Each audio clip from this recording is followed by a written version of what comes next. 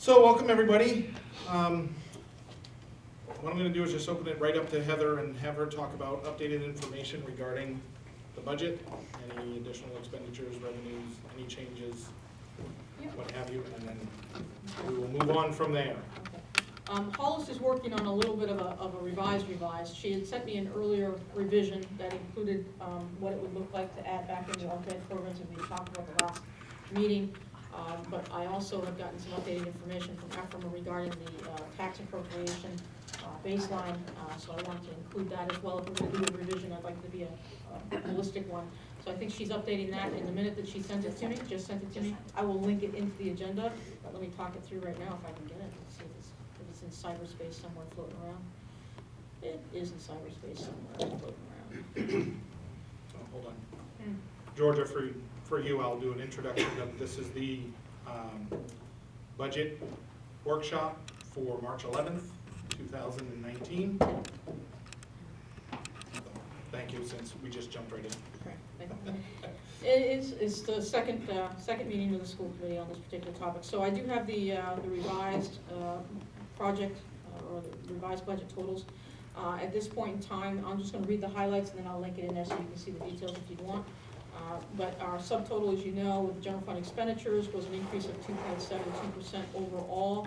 We did have an addition to establish $150,000 for unfunded summer benefits on our expenditure side. So when you add that particular piece in there, the total overall expenditure now sit at 3.22% of an increase overall. We are looking at with an increase of... Are you on the March 11th tab? Yeah, I'm not on the March 11th tab, that's why I was like, Go to the one I far right. don't see any changes. that's why. There we go. Yeah, okay, so with the operating budget, we're at a 3.8% increase without adult education. That's because of the add back into the alternative education program. Then when we look at the establishment of the reserve for unfunded summer benefits, which we had talked about, and we can talk more about as we go through, that added $150,000 to the program. So all told, we're right now looking at an increase of 4.21% on expenditures.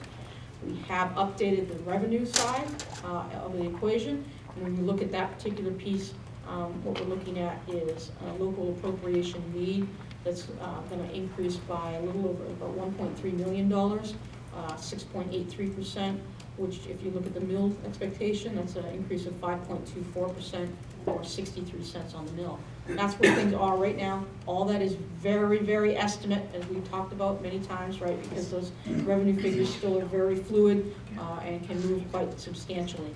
So as we talk about or we continue our conversation around the budget, I would again urge us to really focus on the expenditure side and really pay attention to those figures as we go. And we'll continue to update this program sheet. And I'm going to link it into the agenda right now as we go.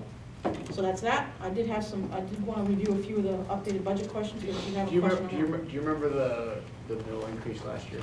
Ooh, it was over $1.20 or something. The percentage, we were at, you said 5.24 this year. Oh, last year's percentage? Yep, just a second. 26 something? I don't remember. I can tell you. Just a second. Do you want at the time that we pass the Yes. budget or Yes, after? at the time that we passed the budget. Okay. Oh, and then we reduced it, right? Mm, Either one. Just to be close. There's so many. Let me just find the Yeah, the actual one, ideal to know. Yeah, so the actual, yeah. An increase of 11.07%. Okay, thanks. This is what was approved by town council. Okay. So then, continuing on, I wanted to review a few of the highlights from the budget question sheet, just with folks, and if you want to link in there, you can. I just linked it to your agendas. I just highlighted a few. You can read all of these, and in fact, I would encourage you to do so, but I just want to highlight a few of them. The first one I wanted to highlight was a question that was asked about our grades 4 through 8 drug and alcohol abuse counselor. Question is, are we tracking the number of students that the staff members working with and following those numbers to see if we've noticed any increase or any decrease in caseload at the high school, fewer suspensions, expulsions, et cetera. There's a bit of a narrative answer there, so we do track the numbers of students that are seen. She spends a lot of time with students and that they have various needs. So it's not just about drug and alcohol abuse or counseling, it's also about lots of different relationship types of issues. But if you click on the job notes that's embedded in there, you can get more detailed numbers of how many students she sees. So she sees lunch groups of students that can operate up to 82 students per week at the middle school. She sees 20 students each week for one-on-one support. She sees, those are the two biggest numbers right there. So that's about 100 kids a week then, if you're looking at that particular number. Which is a pretty substantial number. And, I think in terms of context, what folks can say is that there's, I would say there's a reduction. It's hard to say that there's a reduction of suspensions or a reduction of disciplinary because you don't know what would have existed if the counselor wasn't there. But I do believe that she has averted and preemptively treated students and worked with students so that those kinds of things are less likely to occur. So I wouldn't see a particular percent increase or decrease on suspensions or any of those kinds of things because we're not able to capture what was prevented. So that's it. But about 100 students a week, I would say safely is what she works with. So that was one question I want to highlight. Any further questions from anybody? Okay. Another question I wanted to highlight, again, I sort of skip around just so that people get a broad look at things. Another question was, instead of building the second propane dispensary, can we partner with local businesses, use propane vehicles as a backup if ours goes down? And then the response to that is that we're not aware of any local business or other propane fueling stations for vehicles other than SAD 6 does have one. They have been very open. If we need their help in an emergency, they would be willing to do that. But that's not like a day in and day out, depend on type of relationship in terms of how we could get those propane tanks filled on a regular basis. So I just want to share that particular one with you. Let's see, another one. Oh, and related, and then another question I want to share with you. There was a question about what's the long-term expenses related to the LINKS mass notification system. Somebody asked that question. So there's a larger amount of money that's in the SIPS budget for the communication system for emergencies. Somebody asked basically what's the annual fee for that. It would be about $3,500 annually to maintain that license once we get it. So that's the answer to that particular question. Another question that was asked and I wanted to highlight was if we were to bring all the IEP scheduling back into special ed, what would it take for staffing? How would that happen? How would that open up options for administrators? Are there ways to combine other positions if we wanted to look at that? And I would share that the response is that what we would suggest doing is that we would, if you wanted to address the issues of IEP scheduling, we would put the full-time secretary position back in, at the end. I'm reading the last paragraph of the response. The recommendation would be for us to maintain the existing .5 GMS admin assistant position as well as a .5 athletic admin position, the full-time positions for the 2019-20 school year, and then to look at the overall issue of IEP and 5 and 4 scheduling during the course of the 2020-21 year to see if there are efficiencies and increased effectiveness or processes can be achieved.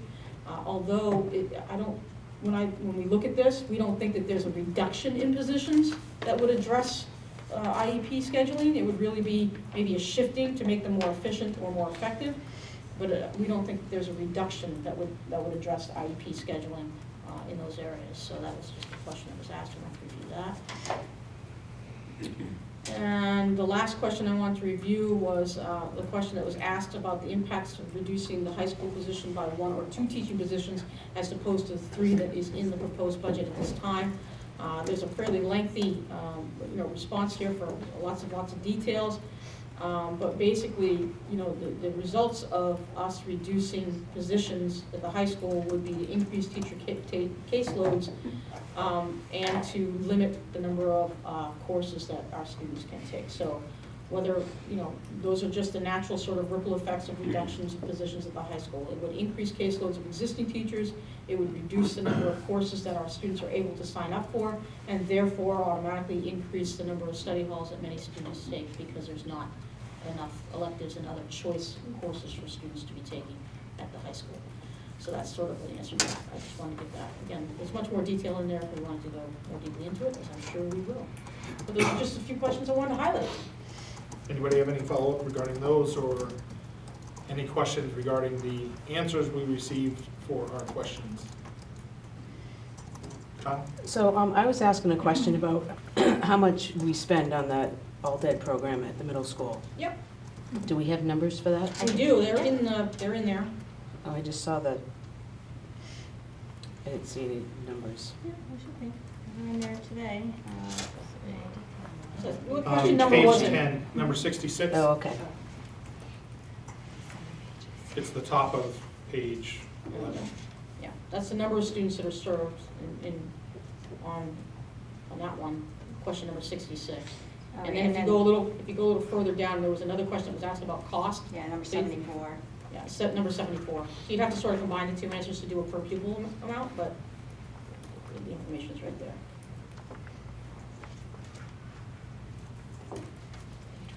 Any other questions? So when the alt-ed programs that are added back in, is this is 430,000 what the middle school's piece of that was?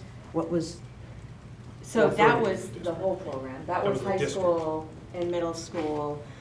This is giving you the, yeah, in elementary. This is specifically the people at the middle school in those positions. That's why you see, normally we use an assumed amount when we're talking about a teacher, right, $85,000. Right. In this case, that teacher's compensation package is $104,000. So that's why you're seeing that higher, because this is based on the actual people in those positions. Okay, so that number of 430 that we've been working on was across the district. I think this question you're asking specifically middle school, so Right. that's what we answered, was specific to middle school.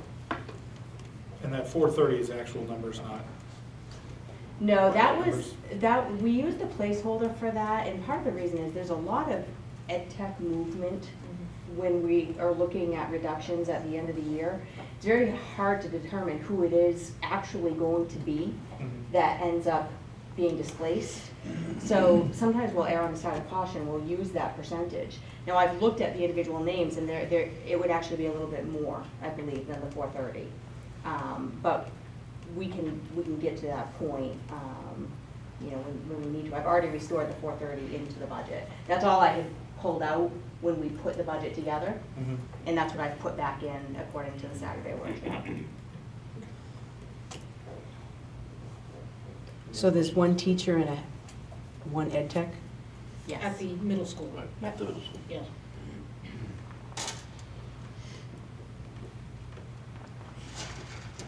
other questions? Norm, you gave this information earlier about the propane tank. I don't know how much was it for just a propane tank? Not the dispensary, just the tank itself? To double I think or- I gave an estimate. Yes, I couldn't find it. It's in there. Was it 15? I think Thinking that's it I think that's was, what, okay. yeah. And that's what I reduced I down to was- some. I don't have firm numbers from supply yet, but, that should be pretty good. I was looking for it, and I had seen it before. but- Question 63. Thank you. Zoomed right past it, that's why. There are 70-some odd questions, so you could get lost.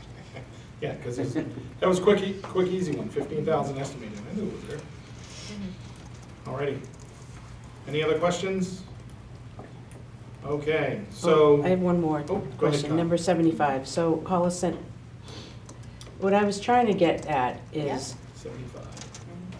I'd like to look at the budget like from the top level Sure. and kind of pull out wages and benefits and see the other categories and see what the increase is for them so that we can, to a certain extent, we can't really control wages and benefit. We can Sure. only control the volume Yeah. of people, not because of the contract. So I wanted to kind of get an idea of the other areas like technology and SIPs and see how that's changed over. So you weren't necessarily looking for the wage and benefit total, you're actually looking for the opposite? So you were Yes. looking for anything outside of wages and That's right. benefits? Okay. Right. So I ran the report in reverse. I thought you wanted to see wages and benefits together, it was just a misunderstanding on my part. I can rerun the report, I can do it here tonight and relink it, so it's just showing anything outside of Right. salaries. Is there any basically. like summary level that you can get off that software that shows, you know, like, You could do it by cost center, you could do it by program. But I'm not sure how much more deeply you can get.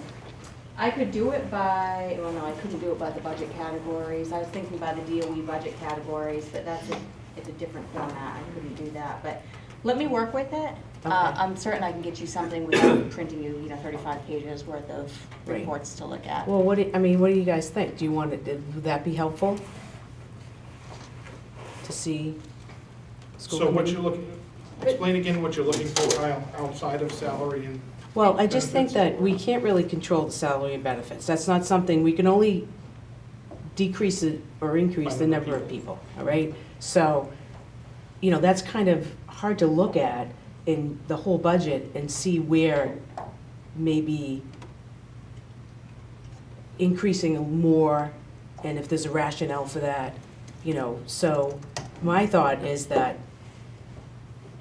I mean, we can go back and forth about cutting teachers, but frankly, I think it's kind of, I just don't see that opportunity there, in my opinion. We're in a growth situation, and we're cutting elementary school teachers. It doesn't even make sense to me. So I would like to see, for my own satisfaction, then that there isn't another area that we could look at. so basically take the budget, oh, sorry, Jen, go ahead. I was just wondering, are you looking to see if there's just an enormous growth in the amount of benefit package, or? No, I don't even want to look at salary and benefits. Isn't that what we have on Can't hear? page 9 of the budget book? It kind of breaks out and shows. The pie chart. If we could just use outside voices so that Kate can hear and Georgia can hear, so that it gets through onto the recording. If you could please use your outside voices. Jen, would you like to repeat what you said? I said, sorry if I start yelling in your ear, Hollis. Prior to that, No, what I want to do is take salary and benefits out of the equation for now and look at the rest of the budget. It's just then how do you break that down from there? So in your budget booklets that you read, the 270-page document, you do have your discretionary lines broken out separately. So there are some summary pages in there on discretionary lines, but that may not be what, because I heard you talk about, like, for example, technology. Yeah, I mean, can you look at technology minus the benefits and the salary information in just the technology lines? Is that what you're Yes, asking? yes. So look at a program like technology, take out the salary Right, benefits and look right. at the other pieces. Right. Okay. Oh, okay. so basically, Kyle, what you're looking at is we take our full, whatever our budget number is right now on the summary sheet, subtract out from what, and I just lost where it went, there it is, PDF.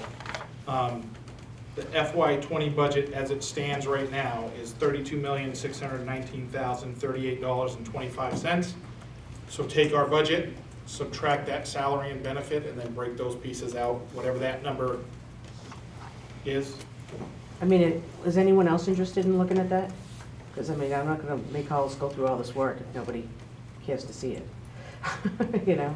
I think it's part of the conversation, so it depends on what do you guys think of seeing that, or is it part of our conversation? Yeah, I'd like to see it at some point. I don't need it right now, but it'd Okay. be great to have that as a piece of information. Yeah, and I just wanted to agree with what Kyle said, that I agree that I don't want to see any cutting of teachers and ed techs when we're in a position of growth and needing more.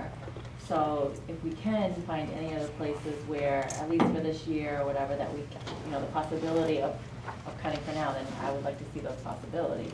Mhm.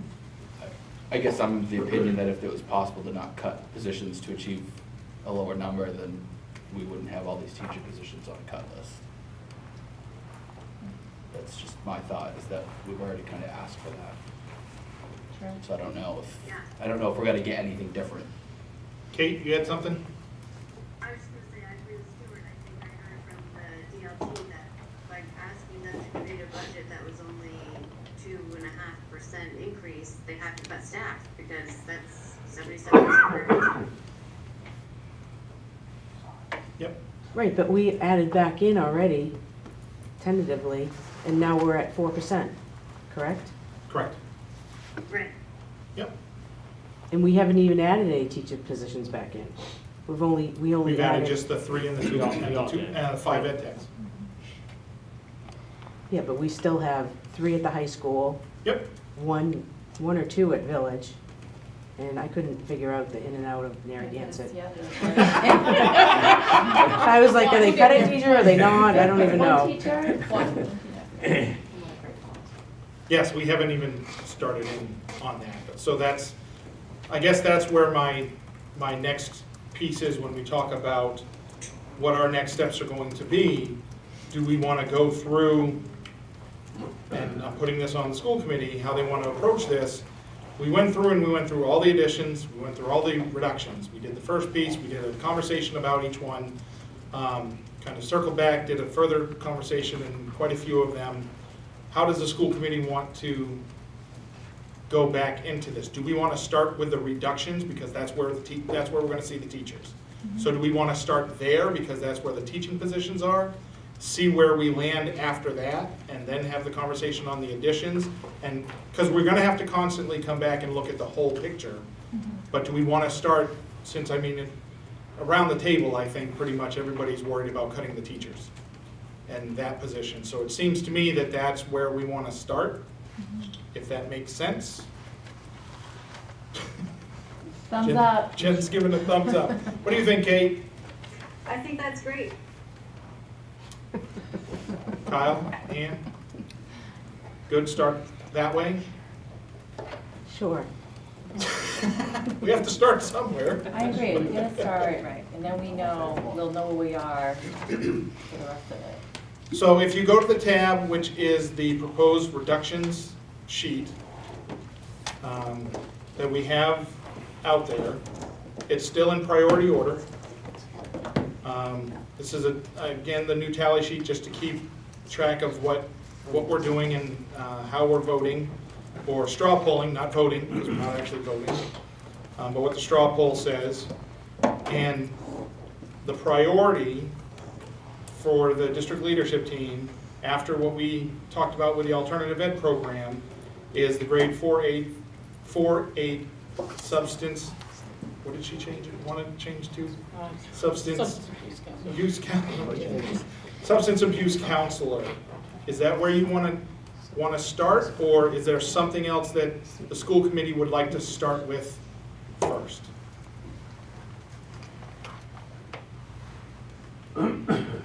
Bill, that's not a good sign. You already had your head in your hands. Okay, so we're going to start, since I'm not hearing anything, with the grade 4-8 substance abuse counselor and what everybody's thought is on that piece. Sorry, what was that? We're starting with, since nobody wanted to take any others out of kind of the priority order that the district leadership team gave to us, we're going to start with the 4-8 substance abuse counselor position. All right, I'll start. Okay, everybody hear Kate? Okay, go ahead, Kate. All right. I am in support of putting this back in the budget, because I think they have a very important role, and I think that's what we heard loud and clear in our meeting last Saturday. And I think that is a position that definitely is worth our $79,000. Okay. Thank you, Kate. Anyone else? I'm in agreement with Kate after seeing the response to the questions, the list of things that's being done by that position. I think $79,000 would be a pretty good deal. I agree. Agreed. I was glad that someone asked that question, because I guess I didn't think about the other areas that person is working with and the issues that not necessarily the student has, but the family or, you know, people in their lives. So, I mean, it seems to me that this whole issue of substance abuse and you know, the emotional toll that takes is just rampant, and we need to address it. I feel like the younger you get to them and help them deal with it, the better off they are gonna be going forward. So, I mean, I'm supportive of that. Great. So, straw polling, just based on the comments that were made, as of right now, do we want to straw poll adding that back in? I haven't asked for it yet, Kate. We know where Kate stands. So adding the grade 4-8 substance abuse counselor back into the budget? 7. Yep. Oh, sorry, I need to put back in. I'll start with another one. Okay, go right ahead. The sabbatical, Where's that one? down the That's in bottom. the addition. That's in the additions tab. Oh, in the wrong tab. We're going through the reductions. Next one was the reduction of the 3 teachers at Gorham High School. Where am I?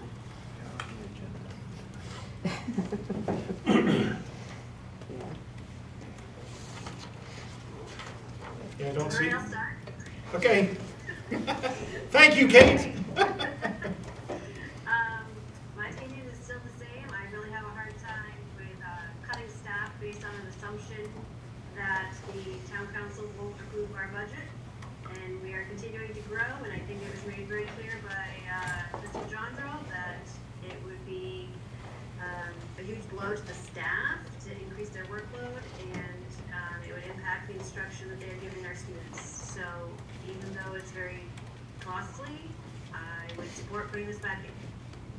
Thank you, Jen. Or thank you, Kate, sorry. And I agree. And Jen agrees. I agree with you. Any further comments, discussion? And again, there's a chance we can bring this back up in the future, not just this one, but any of them, if there are 4 school committee members that would like to, as we go through the process. But straw poll, adding back in the 3 teachers at the high school.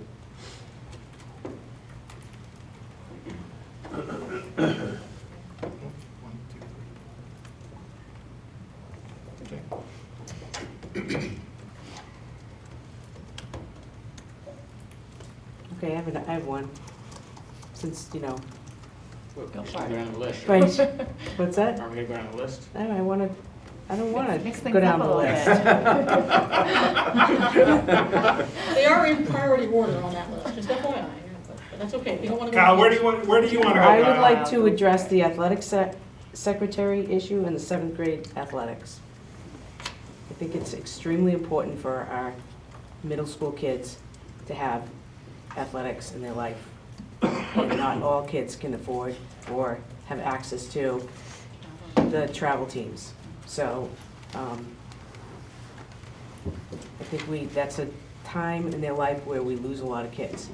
And we're continuing to look at alternative ed, we're looking at, you know, substance abuse counselors, and I think if we keep one kid for $25,000 out of going down that road by providing them something to do and constructive and something that helps them, we've saved up money.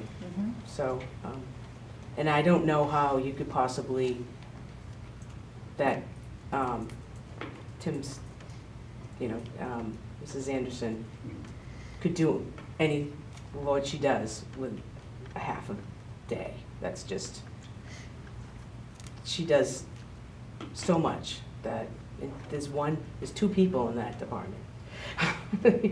So I'm supporting that, to add that back in. Okay, Anybody else? so that's 7th grade athletics, the half secretary for athletics, and the half secretary at GMS. Were you combining all 3 of those It's 3 together, or different. just? No, I was just doing I that, think she said two. just the athletic secretary and the 7th grade athletics. Well, let's take them individually. And I also agree with the fact that for $25,000, the amount of students that are affected by that, okay? it's an amazing accomplishment for the amount of money that we're spending. And I think it would also put us, if we didn't have that, it would put us behind a lot of towns around us where the 7th graders are already in all of these sports.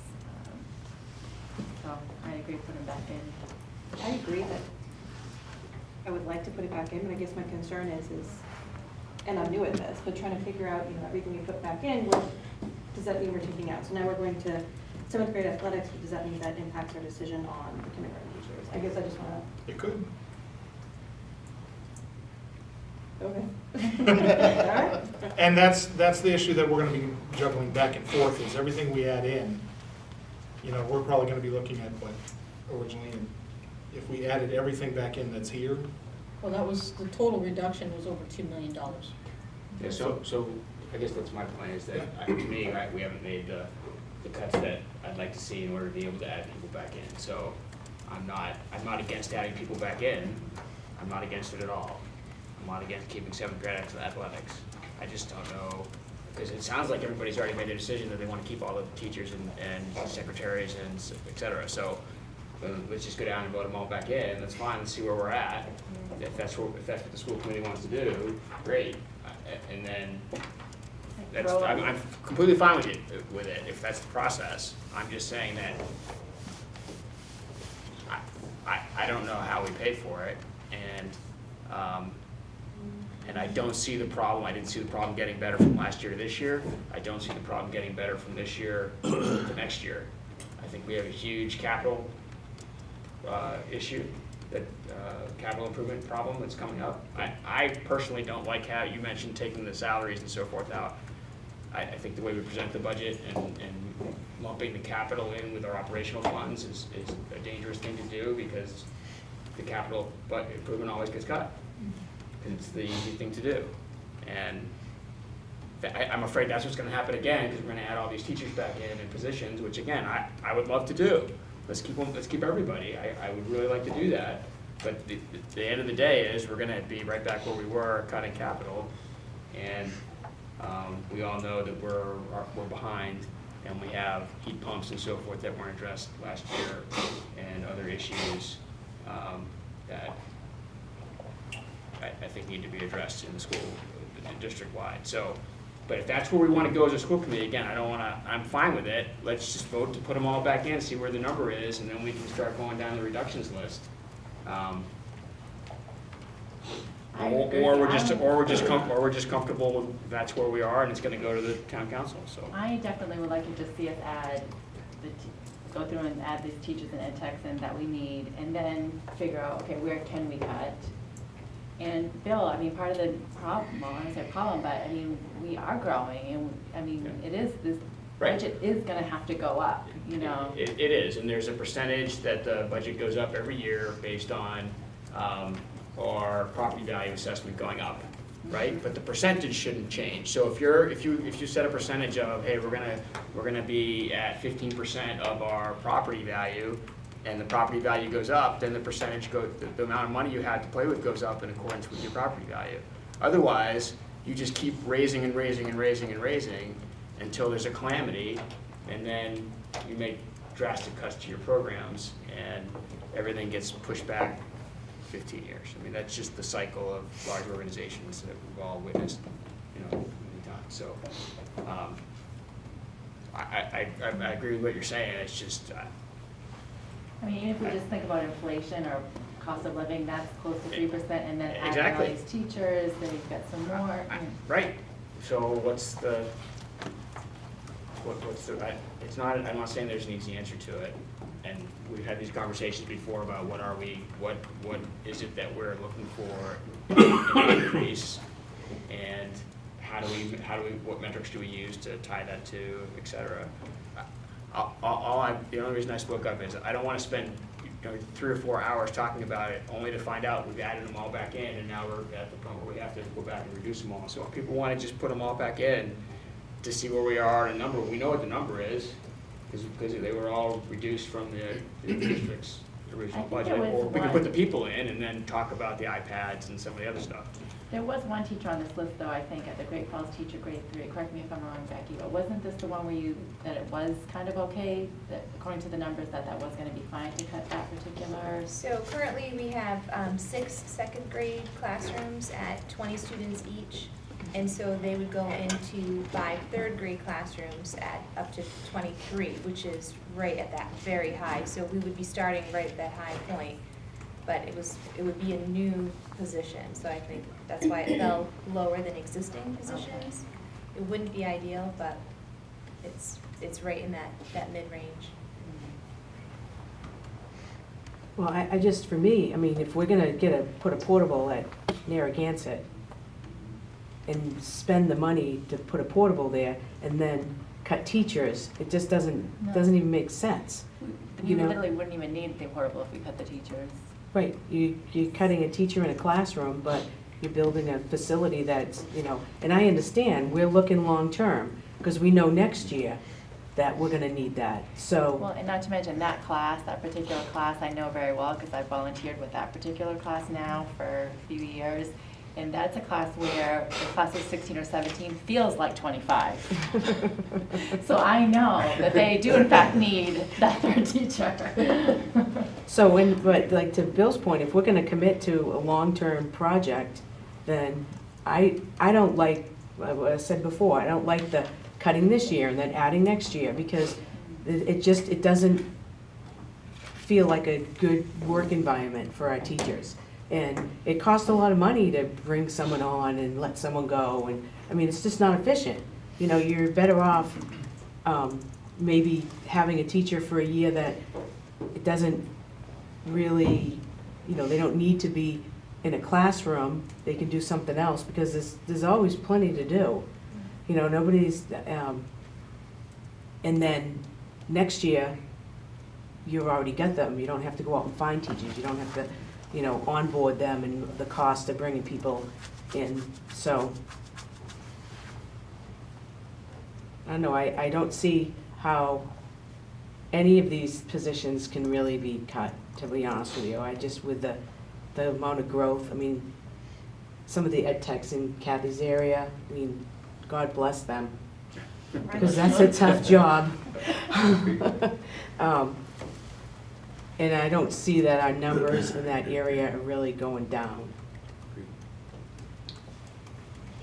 Oh, yep, hi Kate.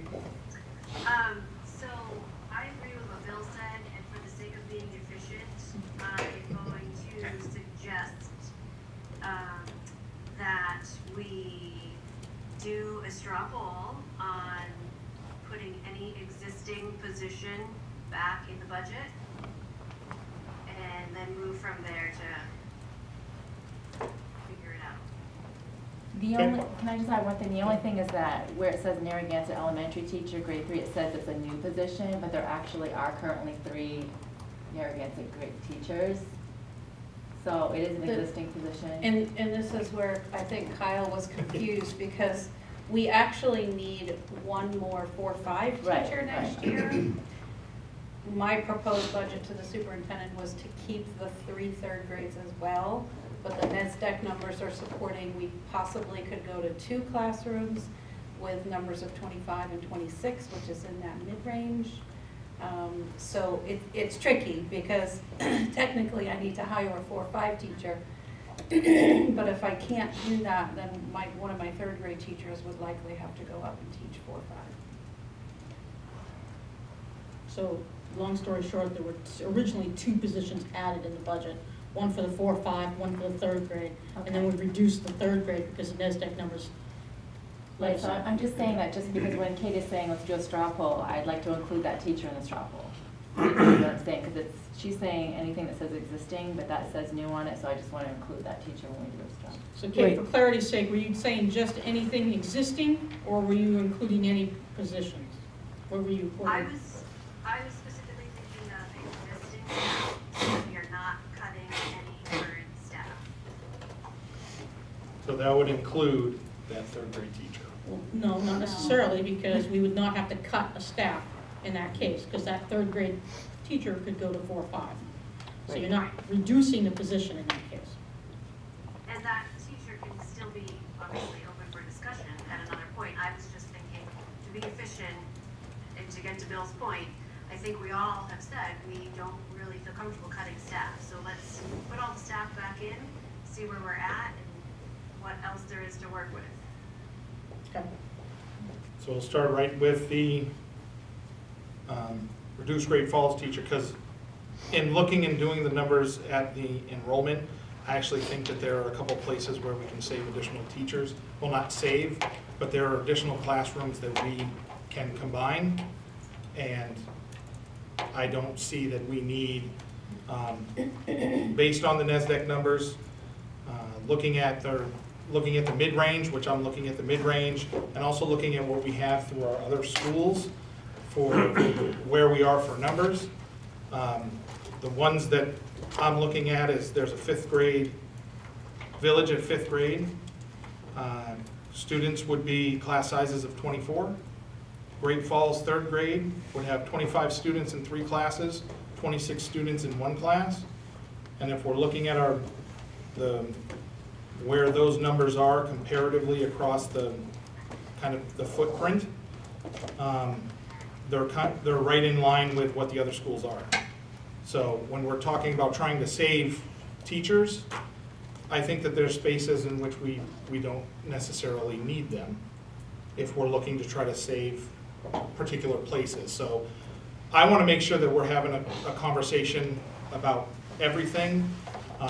We've set up the expectation that when we do a straw poll, and if 4 people decide to bring it in, it's in. I don't want to not have a conversation about this or not have a discussion about that particular piece of it, because we may be able to save in one place to keep another. But if there's nobody else after we go through this and there's nobody else that wants to do it, we lose that conversation. So I don't know if we want to kind of have that now and go through, because I do. In looking at equity throughout, and I understand that there's different acuities. Acuity of need. Acuity of need, thank you, in the different schools. But just, sitting on here, I've been about trying to get equity across the schools, regardless if it's class size, technology, whatever we have, trying to get as close to equity as we can, knowing we can't always do that. Looking at the numbers when we have class size, it drives me nuts. We have class sizes in one school of 23 students and class sizes same grade level at 16. And you can't tell me that there's no difference there. So if we can try to make it equitable, it may not be the best thing for the students, and it's never going to be the higher the student to teacher ratio is. But if there's something that's more important in the district that we feel that if we move those resources to something else that's much more of a priority for us, then I think that's something we need to have a conversation on as well. Can I make a suggestion? Can we go through the positions that aren't K-5? Because I'm still confused where, not just in Narragansett, but like I'm looking, reduce a kindergarten teacher, reduce a 1st grade teacher at Great Falls. I guess Daryl's point, we can talk about that, but you want to go through and look at the other ones first, and then we can look at K-5 altogether? We could, because just looking at Great Falls, this 92 students with 5 classrooms has 3 at 18 and 2 at 19 for kindergarten. If you're looking at the budget, page 111, sorry, I'm looking at the electronic version. Yeah, so I can link this in, it's in your budget booklets, so not what page that's on. If anybody has it in front of them, I don't have that in front of me. I don't. It's this. It's under enrollment, page 106 in your budget book. And I can link it into the agenda if people want me to. But looking at those enrollment numbers and where they are, and my concerns in making sure we have a conversation on the elementary level is, this is including the reductions in teachers. So this isn't all the teachers are in there and then we have the enrollment. This already includes any reductions that were done at the elementary level. So these class numbers and these class sizes are with any of the elementary teachers that have already been removed from the budget piece. Jen?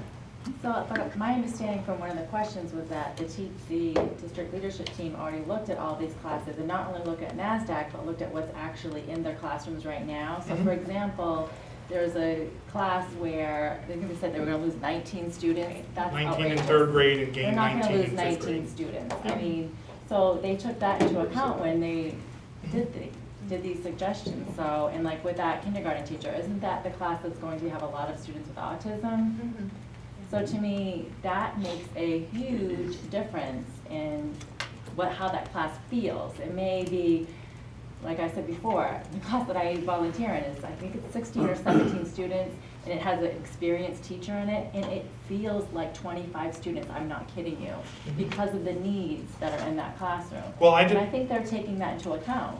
Right, and I just want us to be able to have that conversation. So as we go through this, to Bill's point, I'd love to add back all the teachers, but I'm trying to decipher, we have a lot of needs.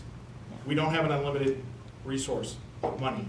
So that's where I'm coming from there. So as we go through that, that's why I just wanted to bring it up, because the K-5 is where we really talk a lot about the teachers and class sizes and things like that. So we can go through and do the whole thing and do a straw poll, or that's what the first request was that Kate has, so we'll go through that way.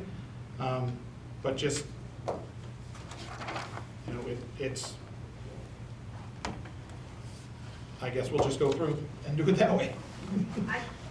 Daryl, I Yes. just say that I see what you're saying, and I have been a big proponent of equity among the schools as well, but I think that our DLT has looked at what the needs are in those classes and feel, you know, what would work. And I don't know if we have the knowledge that would be needed to say, hey, you don't need that teacher, let's put that teacher somewhere else. So for me, I just personally, as you were saying, if it was a discussion, I would say I feel comfortable putting back in what they have listed as the priorities of staff to put back in, that they feel that they need. Yep. Alrighty, so we'll start with, Jen, Just sorry. one other thing I want to say. When we're talking about equity, that doesn't always mean equal, right? So you can have a class of 25 and you can have a class of 16, and that might be equity. Because in that class of 16, they may have the needs where it's equitable because they need more teacher one-on-one, time. So I just wanted to bring that up when we talk about equity. Well, and the other piece of that, it's not just equity for the kids that have the needs, it's equitable to the other kids that don't get the attention because the teacher's focusing on kids that are in more need. So, especially during when they're learning to read and all that. Do math. Actually learning. Right.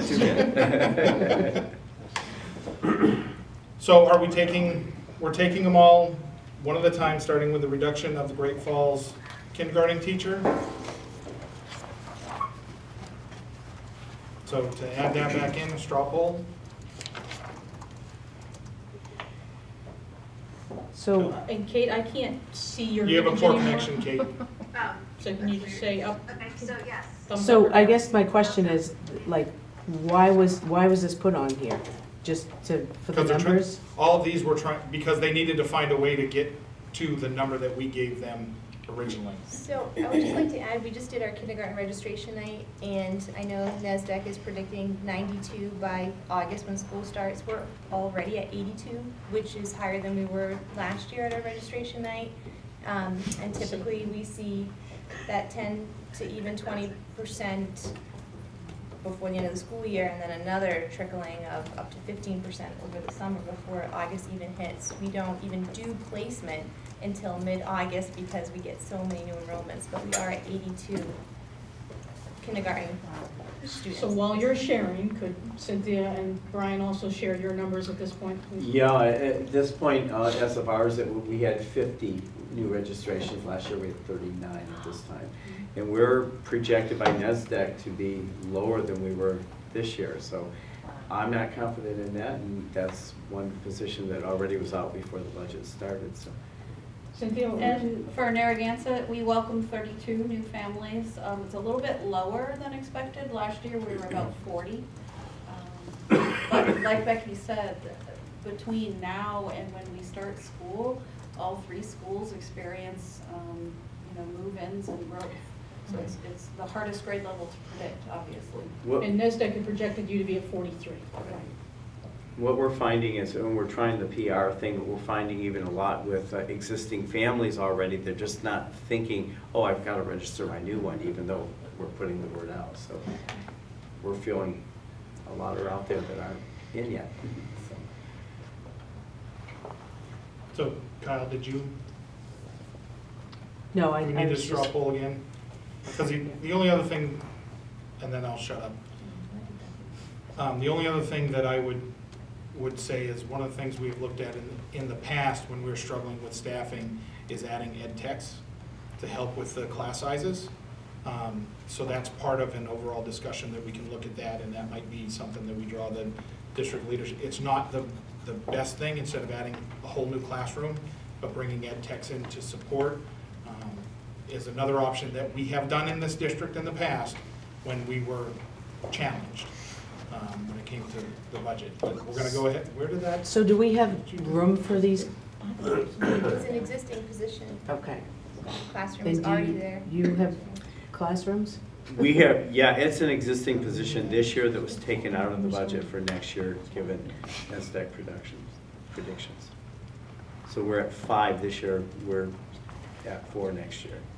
So that's something that, I mean, could change. Could change.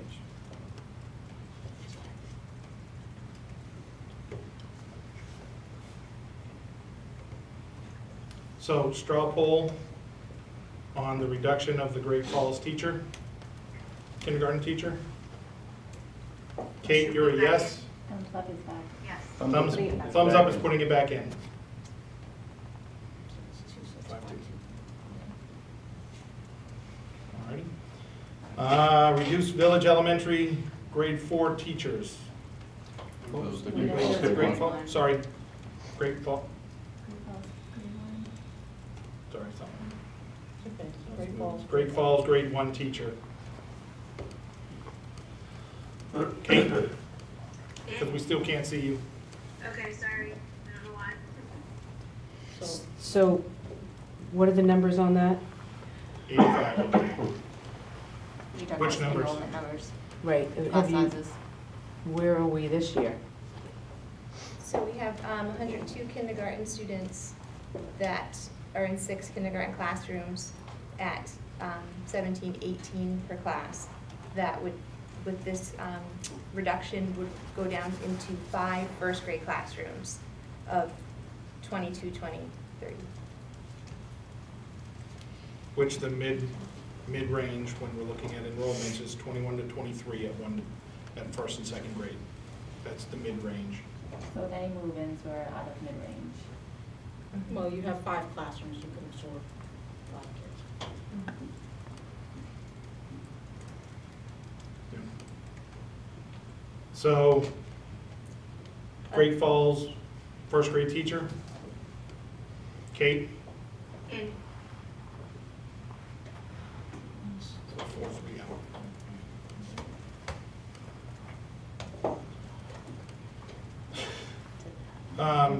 Reduce village elementary grade 4 teachers to, I'm a little lost on this one, it says reduce 2 and 17. Yeah, it Is should that be 170? 170. Should be 170. Okay. Yeah, somebody is typing on this document, please do not do that, other than Daryl and myself. Because you're Earlier in the meeting, you're- I changed it from 17 to 170. Oh, so when you restored it, it might have bounced back. Okay. Yeah. Okay. So where, I guess I'm not seeing, Well, It's throwing me, 17,000 whoever's wrong. changing things is throwing me for a loop, and that's what I'm struggling with. That was at the beginning of the meeting, no, it should have done it now. Not touching it. So it's a reduction, are you asking questions about the fourth grade teachers? Yeah, why it's So there are, yeah, so it's listed as 2. I don't know. Brian, did you want to talk that through, or did you want me to? Sure, Okay. well, we can tag team if you want. It's on page 64 of your budget book is the rationale from it. And this is one of those anomalies of where NESDEC is predicting, for example, the grade 2 to 3 is actually increasing by 19 students, and we don't see that in the students moving along. But at the same time, the grades 4 to 5 is decreasing 19 students, and we don't see that in our 4-year history, 5-year history with them so far. They've been very consistent at 91. This is that infamous K class that you spoke of, Jen. It's kind of like that. It's one that, and Heather has added one position in there to absorb it. But even with those numbers at 91, puts those beginning values at 23 and 24 at 5th grade. Now I know that's solidly within the mid-range, but that's where you have to look at that classroom composition, and the equitable is not equal. This is a group that has 60-something% special needs. I have a table linked in there. We are all consistent in those tables, so you can look, we've all looked at what factors to calculate in there, and you can see solidly, for example, their social emotional needs are way up over 50%. So these are huge and difficult classes. So the reason the 2 positions are cut at 4th grade is because that's where they're sitting right now. And when you look at the numbers going from 3 to 4, only justifies, I believe, 3 teachers at that point. Heather, do you want to add into that? It's a very good, complicated way of explaining that, but, so Brian, just for clarity, right now, in your 4th grade, how many classrooms do you have?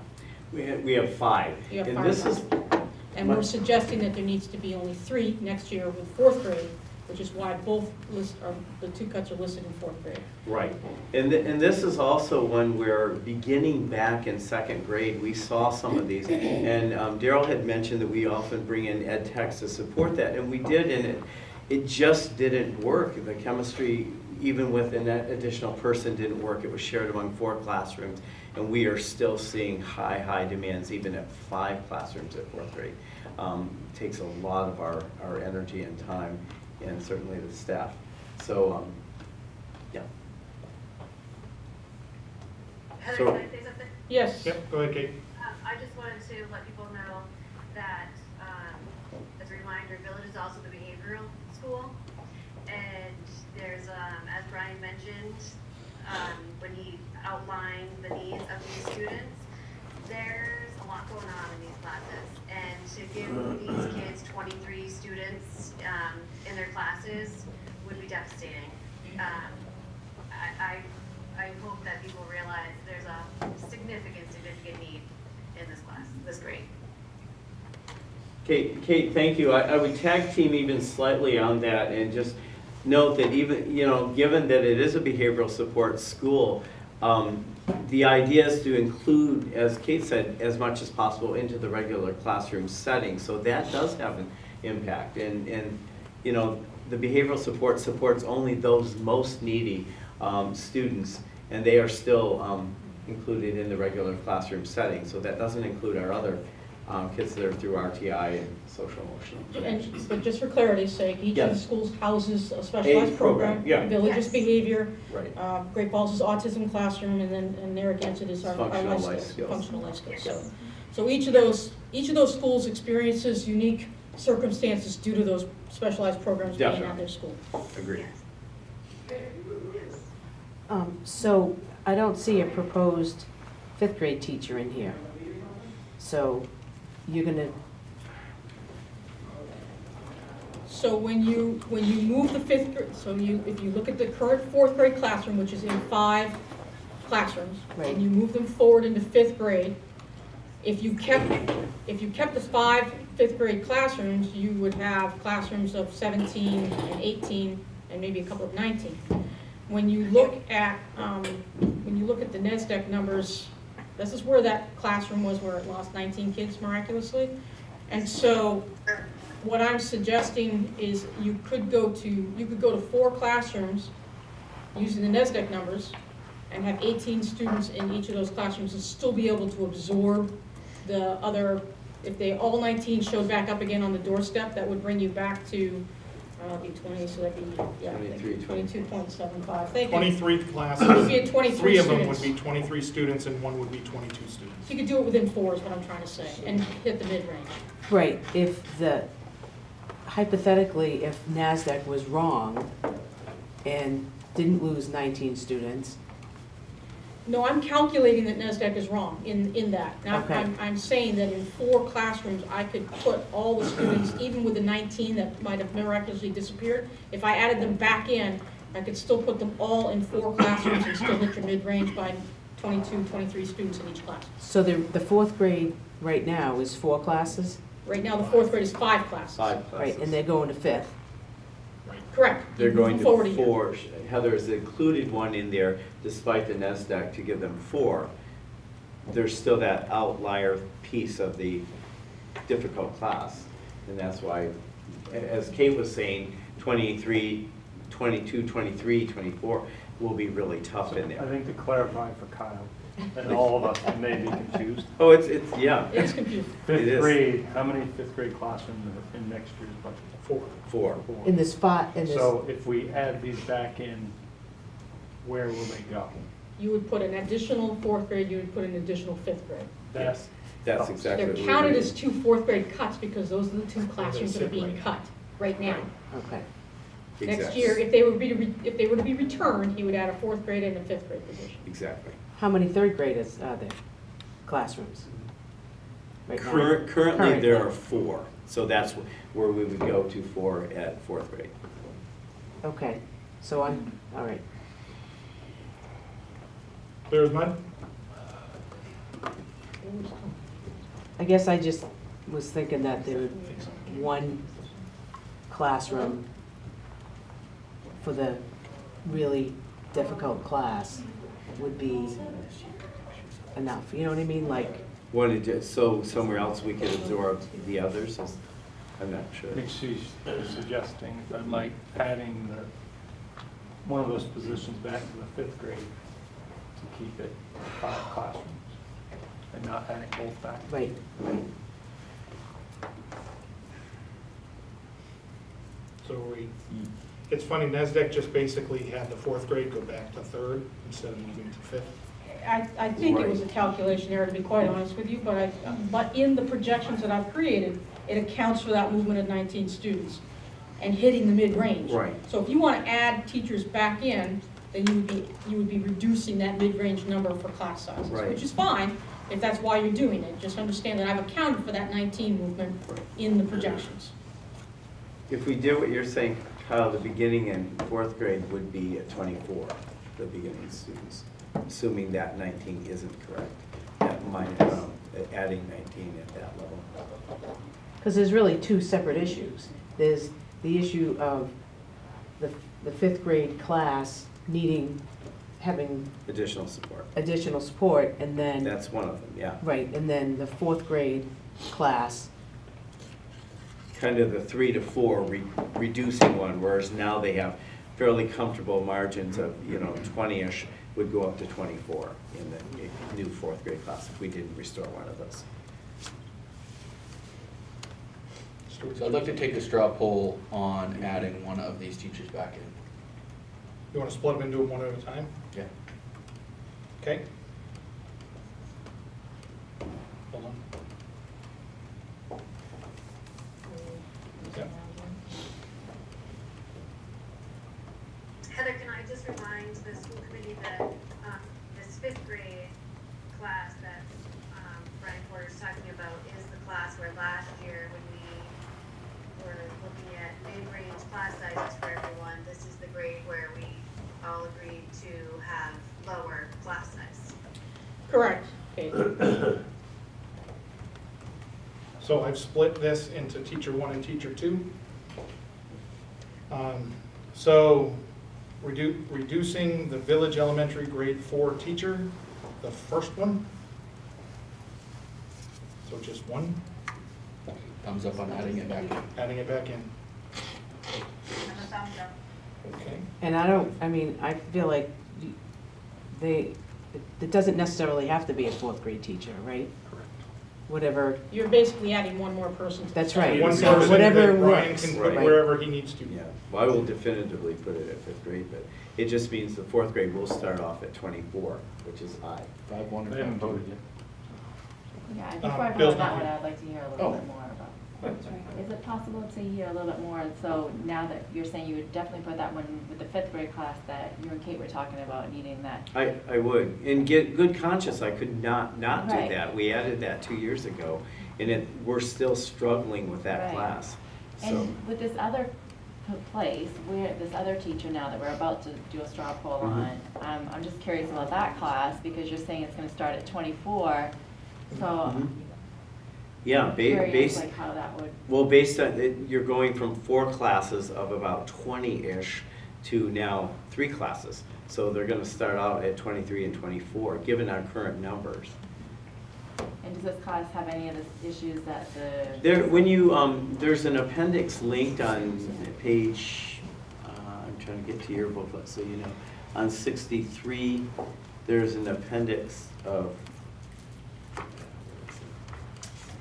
I'm trying to say, it's on page 65, there's an appendix that you can link to where it shows the percentages. And yes, they are not as high as the fourth into fifth, but they still are high. For example, the social emotional needs are 23 compared to the rest of the school where you have 14, 7, 18, and the average is around 20, so that's a little higher.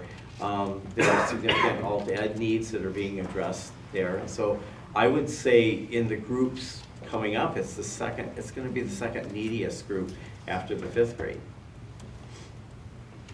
Does that make sense? This is the most objective information I can give you as far as the class composition, and that's why, again, the K-5s all did this chart, and we spent significant time trying to figure out exactly what we're going to highlight in those percentages to show, so we're all kind of comparing the same things.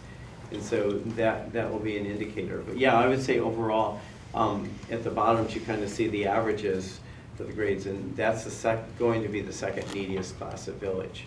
So to start off at 24, yes, it's in the mid-range, but there's going to be some compromises, and I'm worried if we add more into those, you're going to get it up into the top part of that mid-range with, again, the second neediest class at this point. It's still a very young, third grade is still a very young class to be having high class sizes to me. Third to fourth, yeah. Where there's so much learning going on, and I feel like that's a high number. The other thing, that's why the NESDEC is a little difficult. If the NESDEC predictions hold and we go on and we reduce that second to third to where it is now, which is really 3 classes, but we add 19, then we're stuck too. We don't have any buffer to adjust these. So, but it's hard because that's so far off from our norm right now as is the 4th to 5th. So in my head, there's 2 mindsets to look at that, whether or not NESDEC is true and looking at the current class composition. It just doesn't make sense. In a time when we're constantly building new houses, I mean, isn't the one that's going in Village, what was it, that housing, how many houses? 100 new 121 units, houses yeah. going in your district, and we're gonna cut a teacher? Well, they're not gonna be built I next don't year. care. Oh, well. It's gonna take many years for them to. I don't know. We're not getting 121 houses in Village next year. Oh, we haven't drawn those district No. lines yet, so yeah. No. Next year. But as you said, my role is to advocate for the school and give you this objective data to look at. And I so- just, And I just- don't think we're in a position to be Jen, cutting existing teachers. I want to make sure you're looking at the right document too, because you gave her the page number with a link, and they've got a paper version over there, so links aren't going to work. Okay. So in your big budget document, in that Yeah, budget I'm sorry. booklet, it's on page Well, you don't have to give it to me. I would like to see it. 256, okay? So 256 is Thank the you, is summary the chart Okay, that thank they've you. been referring to. I'm If you sorry, want to Heather, sort I of didn't highlight, I saw Ann looking for it earlier. Yeah. So Get I that wanna make part sure- out. It's all right. Get down to that 256. 256. And I will tell you that if you haven't had a chance to really look closely at that you ought to, because the K-5 principals did put a considerable amount of time into that to make to create a good profile of what those classrooms look like in terms of their needs. So, I mean, whether you use it or not in your decision-making, it is I think it's a really good, clear document that demonstrates the needs of each of those classrooms. So if you have a chance and you haven't already looked at it, please do so. This document is also available for the public, is that correct? Absolutely, it's on I page think it's really important 256, that yeah. anyone who's going to vote for this budget needs to see what our classes are made of and what our teachers are facing when they start talking about cutting teachers. I think everybody needs to look at this. So. Please, Oh, please, thank you. Oh, you said please. Thank you. Yes. So straw poll, keeping in the second Village Elementary School teacher. Kate? I'm out, thumbs up. So 3-3. Bill stepped out. Yep. Oh. So Bill, we've split the elementary teachers at Village. The first one went in 5-1, the second one we just had a 3-3. Okay?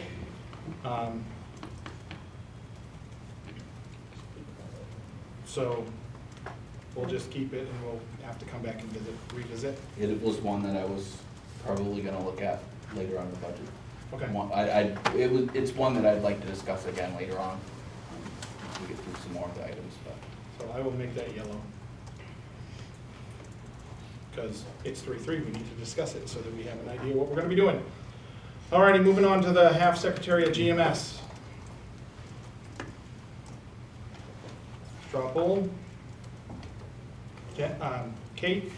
I was looking at Jen because she put her thumb up. In? Yeah. Bill, where?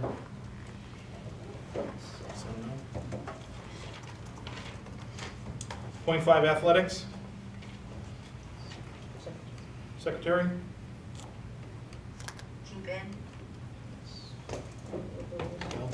Bill, chairs on that? Not sure. So was that, That was okay, 7-0? Oops. .5 ISS Ed Tech 3, GHS. So what, In school suspension, right? Yep. in school Yeah. suspension, yes. and what do we have? I'm sure it's in here, but I honestly read some of it, but I can't find it now, so. Can you just give us a recap? I'll let Brian do that succinctly. This position has actually evolved quite a bit over the last few years for us. And so you would note in the impact report that it now does student discipline tracking, in-school suspension monitoring, substitute coverage, has become our attendance position. You may remember at the high school a long time ago, we actually had 3 secretaries in the main office. And we've struggled to really be able to monitor the attendance piece, but this position has taken that on. And also has really helped us with some new initiatives. Most recently, the person in this position has taken on some of the Plato work. So Plato is a software that we use for credit recovery. It's really helped us with that. I've got lots of data in here to support the position. What page is that on, Brian? 71 in the notebook. And I don't want to reiterate all of the bullet points unless you want me to, but. Right, no, I just,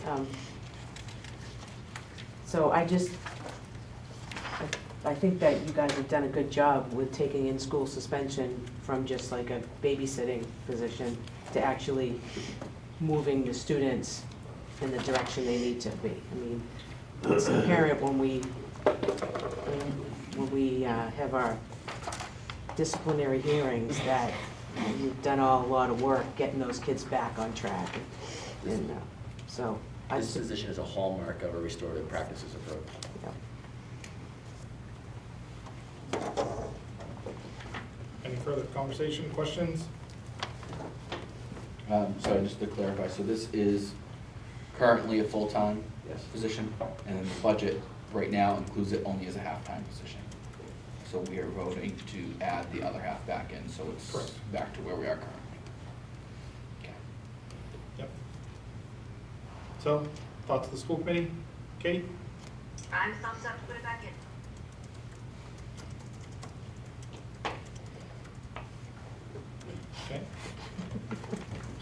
was your idea, Bill. Bill's hiding behind Becky, I can't see him. We were doing it anyway. I know, let's just speed the process up, so. Alrighty, 1.5, Learning lab. learning lab at Tex, K5. So is that a 0.5 at each? Yes. Just wanted to. So right now, each of the learning labs has a full-time ed tech in each of them, and this would reduce each of those learning labs to half-time ed tech. Can you explain what the learning labs are doing? Like, Just real quick, the rationale and everything Oh. starts on page 74. But go ahead. Heather, I'm sorry, I didn't mean to cut off Kyle's question. So it's principals, K5 principals, talk a little bit about the learning labs? Yes, the learning labs are housed by usually a literacy specialist and a math lead teacher or math lead techs, depending on the configuration. And these people support that work. These are students who are identified for math or literacy support services through the RTI process and through the teams that review it. So they're in there. By decreasing these people, you're just increasing the demands on the existing personnel. so is there an actual lab, like do they go somewhere? It's a Yes. classroom. It's a Yeah, classroom? So students may receive 45 minutes of supplemental reading instruction every day, where they go to the same Right. ed tech, they get high-quality instruction in a small group setting, maybe 3 or 4 students there, in addition to getting the direct reading instruction by the teacher in the classroom. The hope is that that's a short-term intervention to catch them up with their peers, so that we can reduce the number of referrals we have for special education, but also allow them to continue to be successful or be more successful in the regular ed classroom. So we're doing reading support, we're doing math support. In some instances, when we can, we're doing writing support or some handwriting support as well for kids that are having fine motor skills. And the goal is to remediate or mitigate the gaps that are there and hopefully get them back on track within short periods of time. And I will reemphasize too what Cynthia said around this being part of our, and what Brian said, this is our RTI program. RTI is really geared towards offering supports, timely interventions, quick, intensive, timely interventions to get students back into the regular classroom and hopefully reduce referrals to special education over the long term. Although it's not a one-for-one, but it does have But an it impact. has. Yeah. Before we started RTI, we were over 17% in our population. And once RTI started to really work, we went down to 11%. We've gone back up, but it's been along with the growth that we've had as a district. So RTI has been very successful in Gorham. And approximately 30% of our student population access RTI supports in all 3 elementary schools. Yeah, very consistent. And they're busy all day? They are. I was just gonna say, I actually asked an ed tech that I know at one of the schools to give me a list of things that they do even outside of that, and this is the list. I think there's no place in our budget that we get more for our money than these ed tech positions. I mean, they're even covering us substitute teachers, lunch duty, bus duty, door grade. I mean, I can't imagine cutting these positions. So I really hope that everybody else will agree with me on this and keeping this one in there. Any further discussion? Okay, poll, Kate? Yeah, We still can't see you, so that's why I have to ask every time. you're missing my beautiful face. Yes, you're beaming on vacation. Kyle, Bill? Great Falls teacher, 126. 126. Grade 3. Okay, grade 3 teacher at Great Falls? So I will just add that this is one that the NASDAQ is saying that we're going to have 101 students. We currently have 113 students going from 2nd to 3rd grade, so I'm not sure where the 12 will go, but that is one of these issues. So if that's true, then starting at 3rd grade with 5 teachers at 21 would be okay. 5 teachers with 23 in 3rd grade, especially with that profile, would not be so great. Right, which is exactly what we just did with the 3rd grade in Narragansett. Although Any we don't further have a building, we don't have a classroom for them. We do have space at Great Falls. Becky.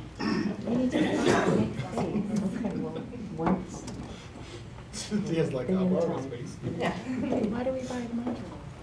So, any further discussion?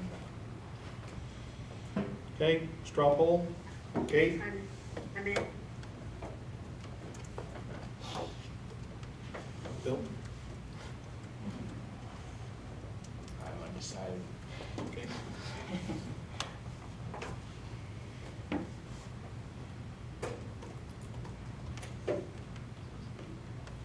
10-4-2.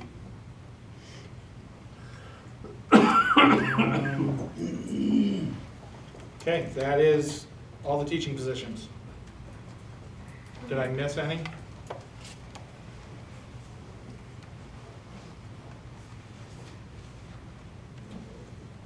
Okay, just want to make sure. So do we want to take a, it's 9 o'clock, do we want to take a little bit of a break and then come back and start looking at the rest of those on the reduction sheet, or possibly look at some of the additions to see what we want to do there? I'd like to keep going with the reduction sheet. I think there's at least a few more, some easier ones that we could Get done? discuss. Okay. But do we want to take a quick break, or just everybody want to power through? I'm looking at the Power school through. committee members, so a nod would be good. I'm good. with Good. this going. Okay. Thank you. So jump back up into, just take it, priority, 7th grade athletics. Hi, Tim. That woke him up.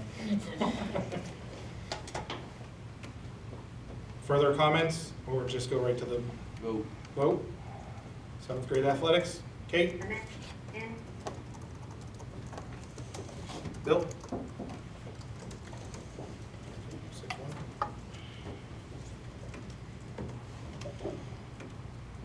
Seasonal groundwork?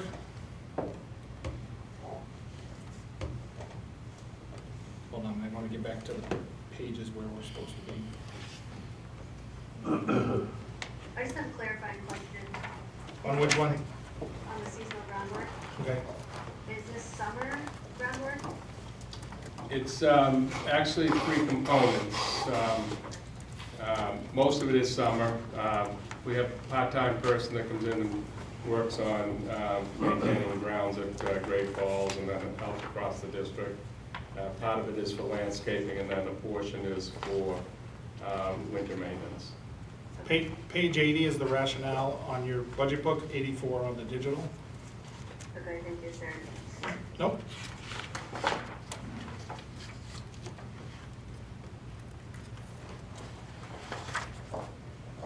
So one of the things we've talked about in the past, Norm, is having like bus drivers be able to help. That wouldn't affect the cost. We would still end up paying regardless of who did it. Right. The work is still being done. Right. Okay. And with drivers, we've attempted that when we can, but often they can't work the schedule. This will start as soon as ground breaks. Yeah. You may remember, we had some money set aside in the FY19 budget for that, but we ended up cutting that during this process last year. So we don't have money for that either way. That was already cut.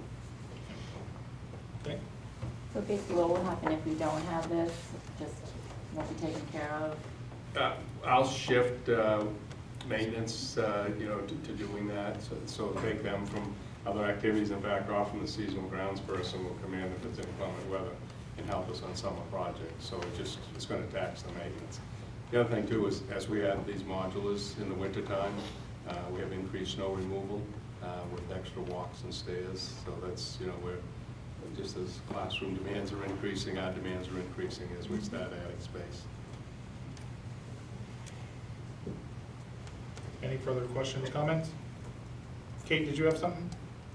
No. Oh, okay. She just opened the beverage.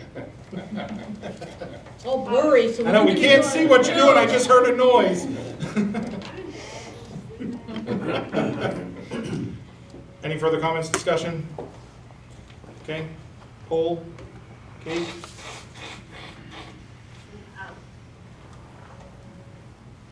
I'd like to come back to it. Bill?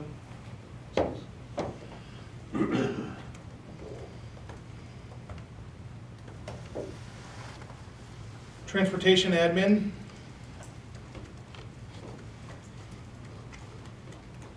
Any questions or comments on this one? I think Norm's talked about this one previously. Yeah, I'd just like to say, with the number of buses we have and the number of children we have around the district, you know, I think it's really important for somebody to kind of be the central command for that. Is that what this position is doing, is helping the person that's there now? I forget what her name is. Judy. Judy. It would support that position. But it's not a full-time or even, it's like a, how many hours would we say? It would go from 3 to 6. 3 to 6. So we already have someone doing this for, The afternoon actually covers when Judy's out of the office in the afternoon. And the 6 hours per day is an average taken over the year, because Right. there's some times in the beginning of the year where they'll be working full days, right, so the 6 is the average. Yeah, I remember you talking about this. Any further questions or comments? Poll? Kate? Yes. 1, 2, 3. No. 4, okay. Oh yeah, I'm not talking. Thank you. Thank you. It's like watching paint dry.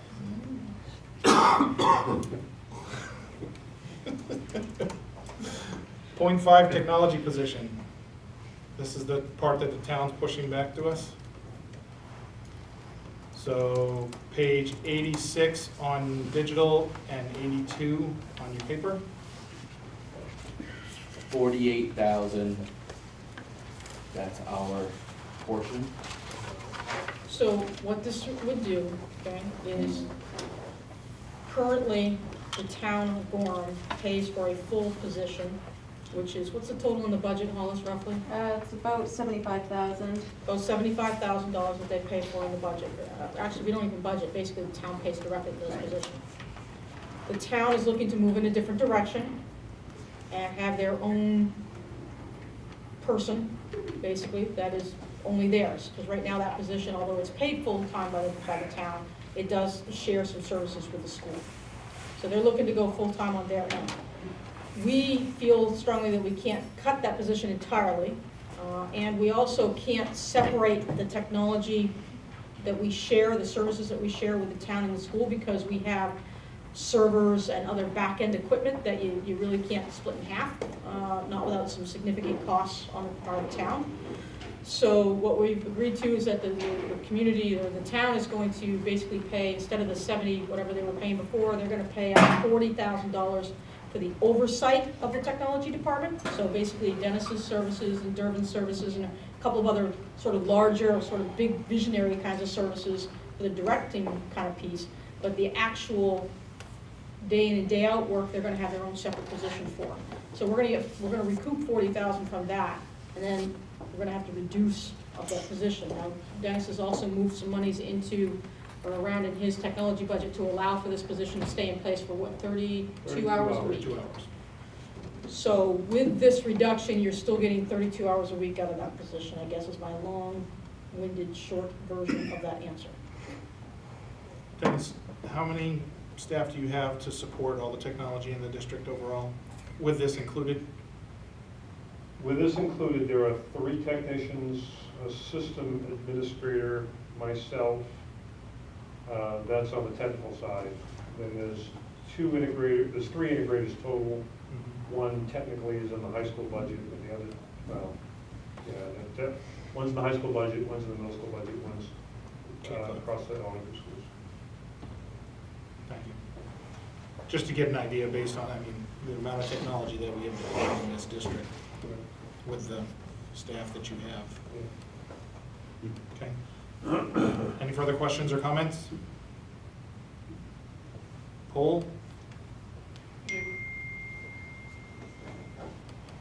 Jen, Bill?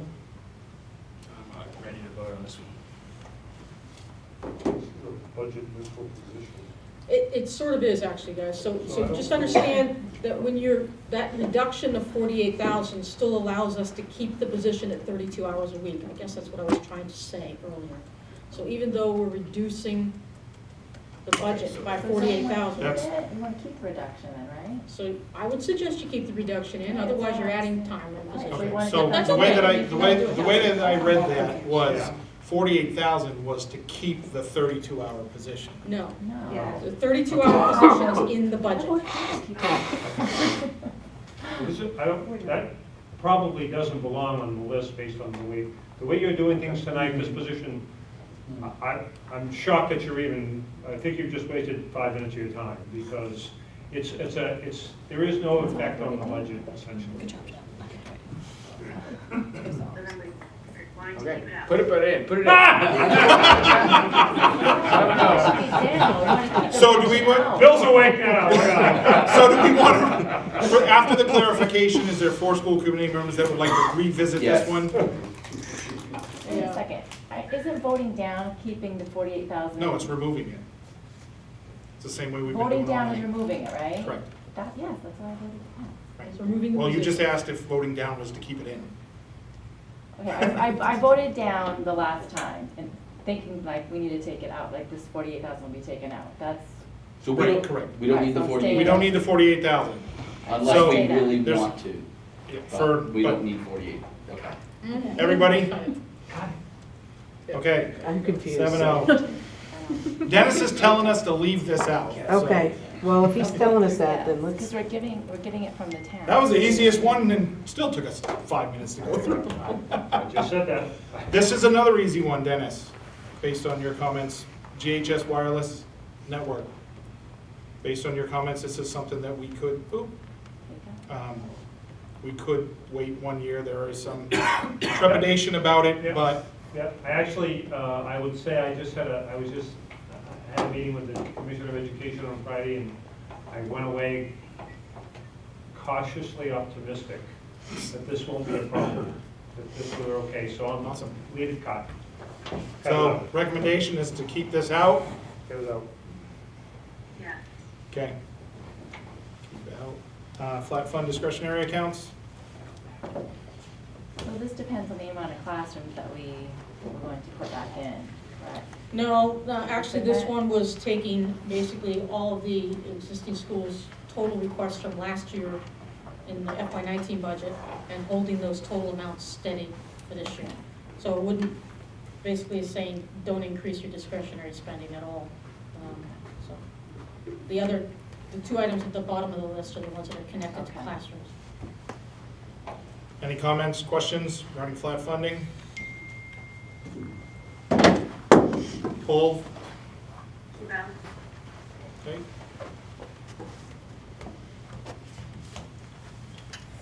Okay. Kindergarten iPads. Any further conversation? The ones that Becky? I will say that the ones that we have now we'll be lucky if they make it to next year, so we'll have. Keep in mind, however, that there's an addition on the other list that we haven't done yet of $18,000 to replace some of the kindergarten iPads. This is only a reduction of $10,000 from the original request. So there's still a piece to bring iPads into the kindergarten on the other list. Okay. This was a reduction from the original ask of 28. Correct. So keep this out. Okay.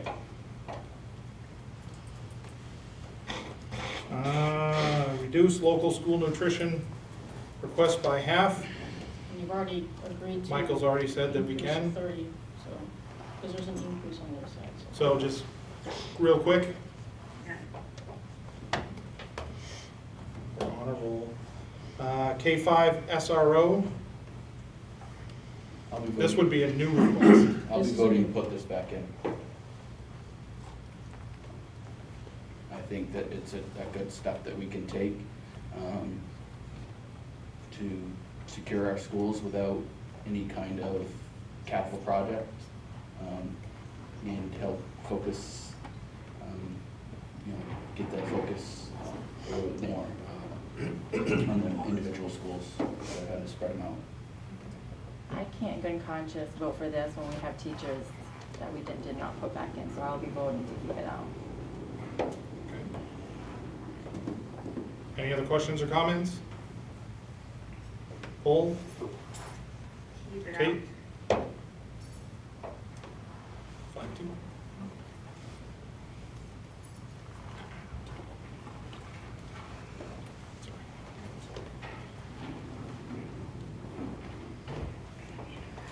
Out. Next one, move health insurance from 10% to 9%. Keep that one out. I'm getting a head shake from Hollis. So, Sure. You have pushed through the hard ones, I think these last few Yeah. Yeah. fairly easy. the legal settlement reduction, Yes. keep out. Okay. CTE due to change in EPS, Yep. just an FYI. Keep out. Okay, thought exchange partial, Yeah. keep out. And athletic trainer, keep out. Oh, come on. Yep. So good, we just got rid of Now, those. I do want to, the other two items on your little list there that are underneath, you remember, those were Yep. clearly marked as items that would be connected to increase in your classroom, elementary classrooms, which you've sort of straw polled several of those back into the equation. So I now need to go back, I actually need to go back and rework the K through 5 allied arts reduction, because I'm not sure now, you didn't put all the classrooms back in, so there's a middle ground in there I need to work with, but that could be, it could be an additional amount of money to go back in there. So I have to rework that now, based on what you guys just did earlier. Is my, So curriculum, materials, and allied arts I to need be to determined. Okay. Ready to jump to the next one, which is the proposed additions.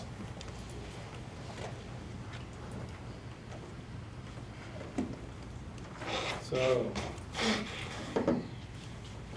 movement of 2 ed tech 3s from local entitlement to the general fund. Questions, comments? I mean, there's really nothing we can do about that, right? I mean, we need them.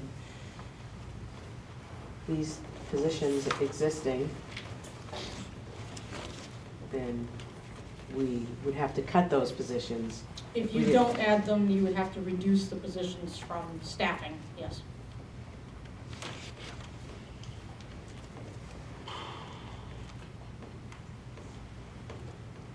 Just trying to find the pages. And these are, just to be clear, these are already in the budget, all of these. They are currently being paid out of local entitlement funds, so they are in the total, but not in the general fund budget. But as our numbers right now. But our numbers right now on the summary sheet. That's these are- correct. These would This not page is add. included.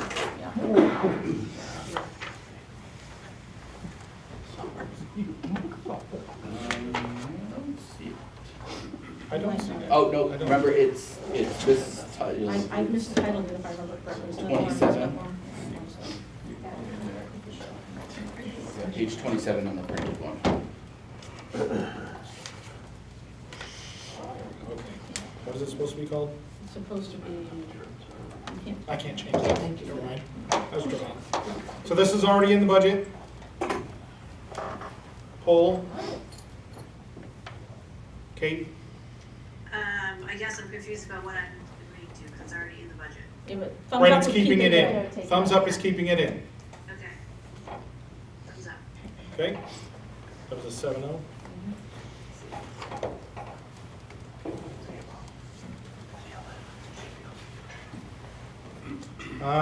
Four-fifth health PE teacher at JHS. Any questions, comments? I have a question for Brian. So is this position you're thinking is gonna be continue? It's not just for like that bubble class, it's for, No, I project this is definitely 1 year, maybe 2 years, but I'm not certain about that even at this point. It's really for next year. It's for this bubble class as they become sophomores and they need health and PE. Right now, they only need health. I mean, they only need PE. right?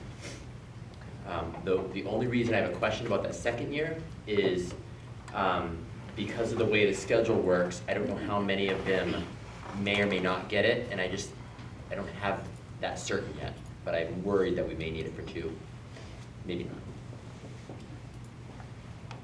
And so not including this doesn't mean we can't offer the health and PE though, it just means that we're no longer be able to offer the sports medicine. Correct. And have we looked at other ways of getting that program to them? How long have we done sports medicine at the high school? Longer than Sarah Drury, who's been at the high school, has been there. So a long time. Okay.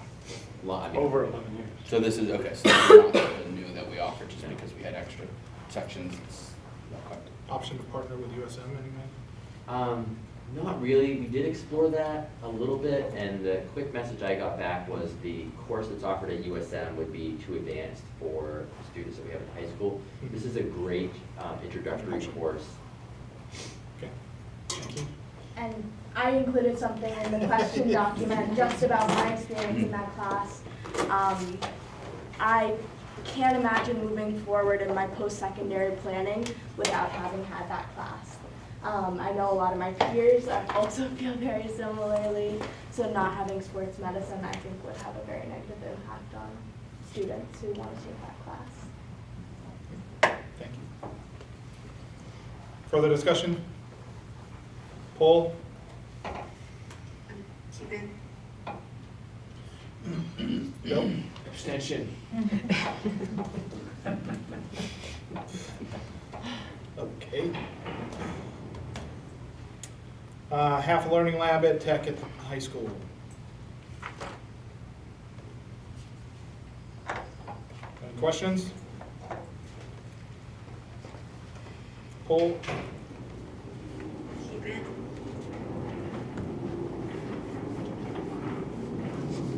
You guys are killing me. It is. We still got 40 minutes to go. We can get through this list.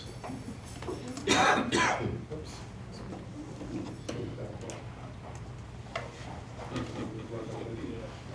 One new full-time van driver. Questions? Poll? Kate? Yeah. Everybody else? I don't remember the discussion on this one. Yeah, I don't either. We're at capacity at all our vans currently, so one out of district, even one student within the districts. Technically, we actually have a capacity with vans because students are actually coming to school Well, that's. extra early in order to be able to make it Right. work, yeah. And with a time shift, it's even gonna be more of a crunch. Which is costing us money with ed techs because we have to have the ed techs earlier in order to support that. So it behooves you to have this position. Yeah. Well, I would think it's a safety issue as well, Mhm. you know, because And we don't want to have to take a bus out if needed. So, votes?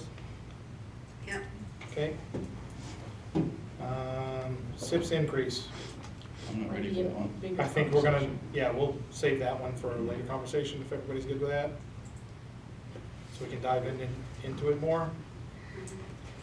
Okay, I'll just put TBD. And I would link the modular lease, Yep. same thing. Modular lease, kindergarten iPads. So this is the 18,000, that's the, what's it, 1-to-5 ratio? Yeah, well,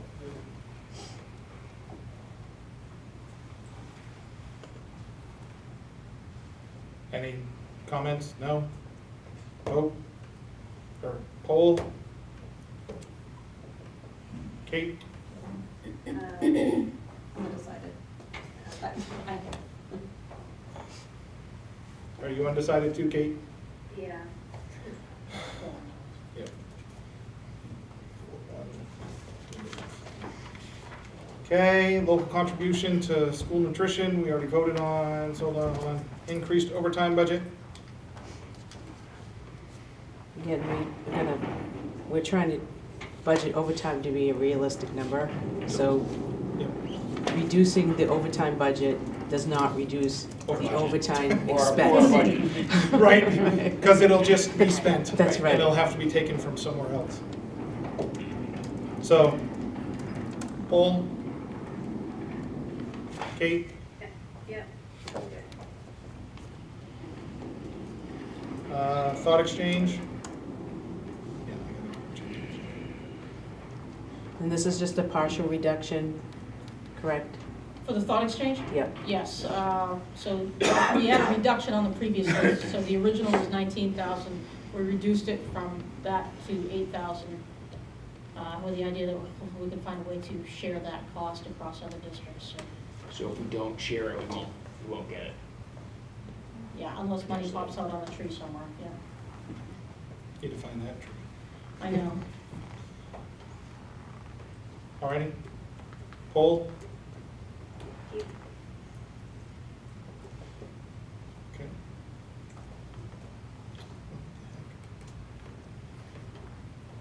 And one sabbatical.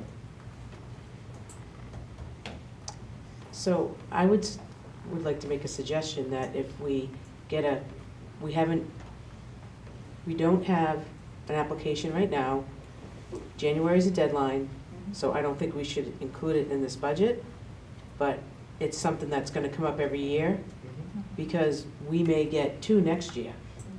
And, you know, we might budget for 1, or we might budget for 2. That doesn't necessarily mean that it's gonna be accepted. It's just that the money's in the budget. Well, I think with the time frame of it being in January, we can have the conversation about the sabbatical before we have the budget. So we'll be able to vote on whether or not we're gonna have and approve a sabbatical 1, 2, or whatever. So in time, so the superintendent and Hollis can put it into the budget. So we'll have already voted, yes, we're gonna support 2 sabbaticals or 1 sabbatical, or we're not supporting any in the budget. Yes, Bill? Okay. Good? Because if we put it in as a placeholder and it's not used, it just goes into our fund balance. But it's $50,000, so we're cutting things out of the budget, but then we know we're not even gonna use it. So It's a bit of a conundrum, but remember, that's where you were about a year ago, when there were requests, and it was not something that was you could have made that decision then and added to the budget at that time. So Yeah, I don't think guess- we knew that, though. That discussion became about finances rather than the merits of the sabbatical. correct, Right. yes. Which is Because I why think we had already suggested- I think we had already voted on the budget because, Right. Yeah, I think 'cause we we, It couldn't was a have little added later it. in that one, yeah, but I mean, we were like way down the road on that. Right. So if we run the process as of January and it comes to the school committee, the January workshop, and we have a conversation on any request for sabbatical in January, then we'll have that discussion before the budget's rolled out to us in February. So The on our timing works calendar, perfectly, yes. on our calendar going forward, our workshop calendar should have a sabbatical discussion if needed for the January workshop every year. And this is challenging now because we're in a budget constraint environment, but looking forward a couple of years, we're gonna be so far under our projection budget, that we're gonna be able to approve several sabbaticals in our budget process, because we're gonna be under the target number. And that will allow us some flexibility to put back in things that we really want, and to reward our teachers with sabbaticals. Well, the variable there is what is the target number? Right, sure. Exactly. So, Which we'll set in September. Everyone gets a Again, sabbatical. every year, if we want. You get a very. So, any other questions or comments on the sabbatical? Poll? Take it Just remove. Okay, 7-0 to remove.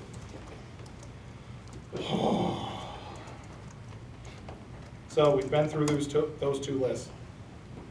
I don't think we have the energy to dive into deep detail on the SIPs and the modular.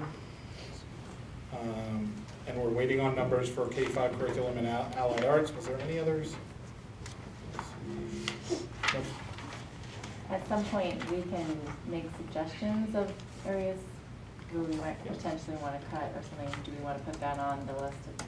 I'd love to hear it sooner rather than later, to be honest with you, because So that's if something you, want to talk so if you have a list of things that you want to discuss, like I have several for like the propane tank, which was the questions that I was asking of adding an additional tank for 15 instead of adding a dispensary and a tank for 75. that's something in the SIPS budget that I don't have. Should we add to the questions document? of We can, if you'd potential- like to discuss a certain item or an issue. I know we've talked technology in the past overall, technology and about bringing in and what we're doing up at the high school next year. Do we want to continue to move with that, or those sorts of things? If you have that and want it as a particular agenda item, please put it on there so that, and if you have either a discussion point or a question regarding that you want to bring up, to give whichever member of the leadership team fits into that category, has the ability to be prepared for it. Because some of these things, we're opening up the full budget, so some of these things they may not have provided us with the details, so they may need to get it to us. We need to give them some time to be able to do that. Does that make sense? Alrighty. One thing that I did want to bring up in one of my questions about the bus to the library, and there's no budgetary impact at that at all. It's more of a policy. So I guess at the policy meeting. We actually talked about that at the last policy meeting. So I don't know if you want to update at the next meeting or. So that'll be updated at our meeting Wednesday? I mean, I can say that, when you asked me what we talked about at the policy meeting, I can certainly. Okay, update us then. Perfect. Alrighty, anything other? Dr. We did not do this at the end of the Saturday meeting in terms of process check, how to go. And we haven't done it at the end of this meeting, but this is a new approach. And it'd be wise, I think, at some point, before we all forget, to do a process check on how this is working for people. It's always good to do, even though we're tired and ready to go home. Well, what do you guys think? We went through a lot of stuff. I really appreciate having the district leadership team being able to put their, being able to ask questions and giving their feedback. It's very helpful. In terms of process, Chris, are you talking about just around this table here, or the whole process? Not the whole big picture, how we worked together Saturday and how we worked together tonight. How's this working for us? And this is open for anybody, I guess. So for me, it feels, especially on Saturday and going through and again tonight, having the leadership team around the table, just to put in some points, answer some questions, things like that, instead of having us here and you guys out back, and then calling you on the carpet when we had a question.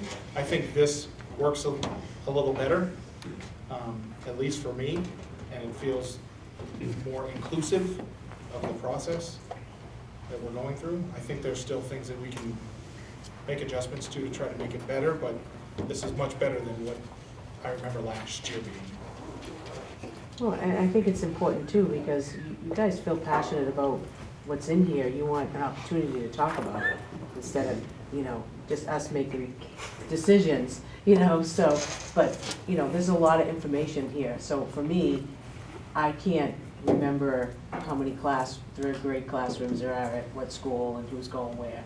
So even though I've read it, I still can't remember it all. So it's good. I like being able to ask you questions so that I can get a better understanding of what this really means. So thank you. So for the next meeting. Well, I just want to ask anybody from the district leadership team have any comments? I want to give you the opportunity.